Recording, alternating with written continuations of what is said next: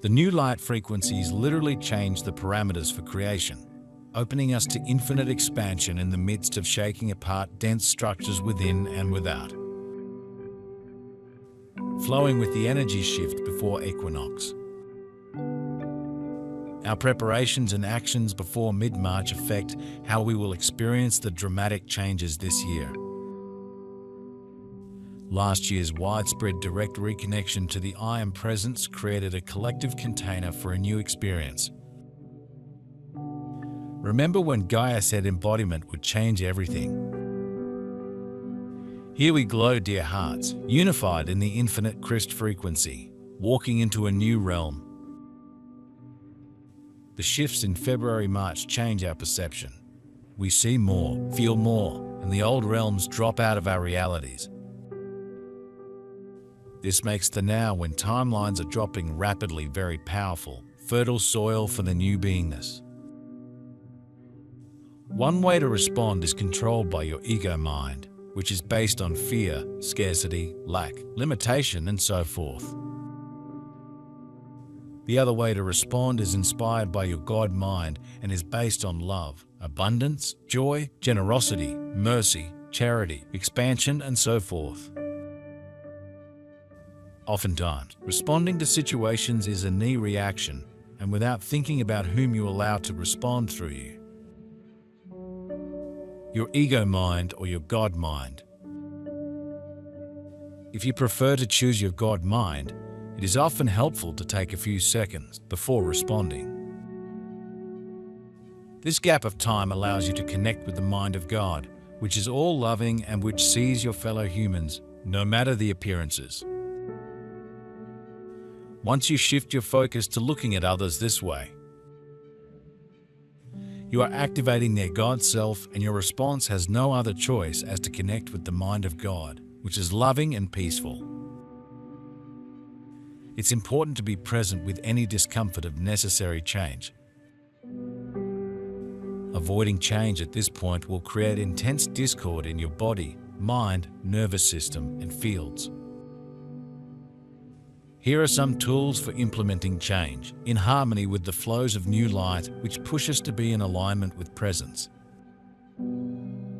The infinite Christ presence is an active, living divine light intelligence. In our ascension journey, we learn to be in consistent states of expansive, infinite creation. Sometimes the lower self resists or simply does not know what to do or what to choose.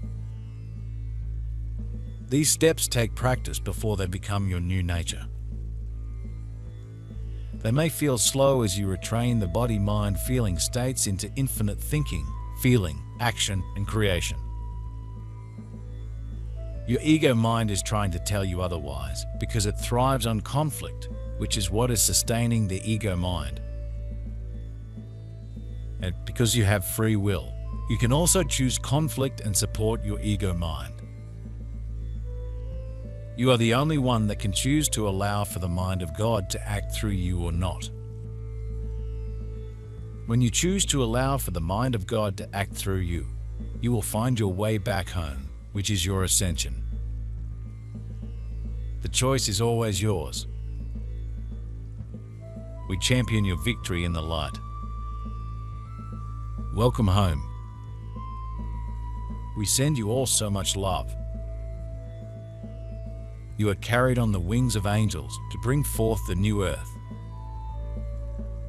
Know in your heart that you are always surrounded by your angels, ascended masters, guides, galactic families of light, and yes, also by your family and friends and telos, and always will be. As always, unity consciousness is the long game. When personal journeys get stuck in a loop, being of service to the legacy of love and ascension opens the heart to attune our life stream. Today is a very interesting day. Interesting because the minds are very different, some believing in the new world. Forgetting the world around them, understanding that each one has to be where he needs to be, is making his soul's choice worth. Many still ask themselves, am I becoming insensitive because I no longer suffer? I no longer cry when I see a tragedy happen. My heart is tranquil. And I answer, no, you are not insensitive. You are just enforcing all past teaching. Not to suffer the suffering of the other, and to understand that each one has his moment. That each soul is in this moment, now, where it needs to be to fulfill all that was determined by itself when it incarnated. Those who feel this way about the outside world, I can guarantee that they have already fulfilled a good part of their path. They are already positioned toward the light. Are they perfect? No, they still make mistakes. But you are able to look at your mistakes, ask for forgiveness, and understand that you can no longer repeat them. In other words, they are applying everything they have learned up to now. They seek balance all the time. They seek peace in their hearts. They seek to emanate peace, love, and harmony. They still let themselves be caught by the traps of external people, but they quickly understand this and try to put themselves back in balance. I can't say, unfortunately, that this is a large group. It is a small group that is managing to effectively follow its path to the fifth dimension.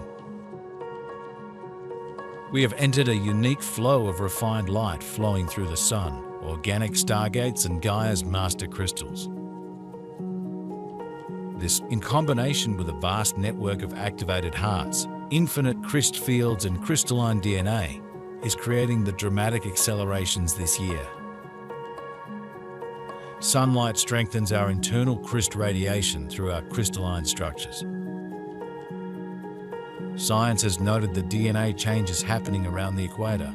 This new light is quite direct in its divine purpose to uplevel our crystalline form.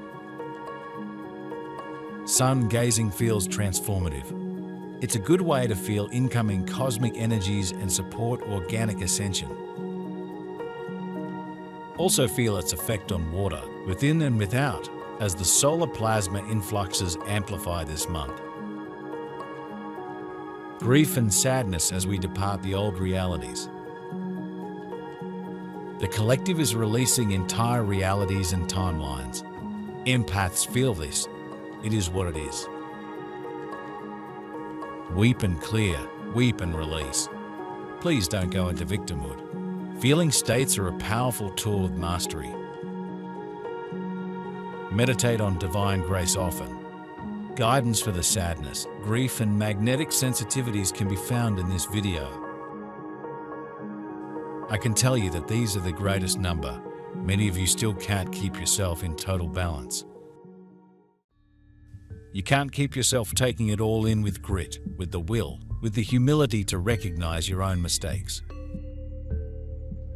You still fight a lot against it. That is, the ego is still holding the cards. It's still saying, go, do it, you can, you must.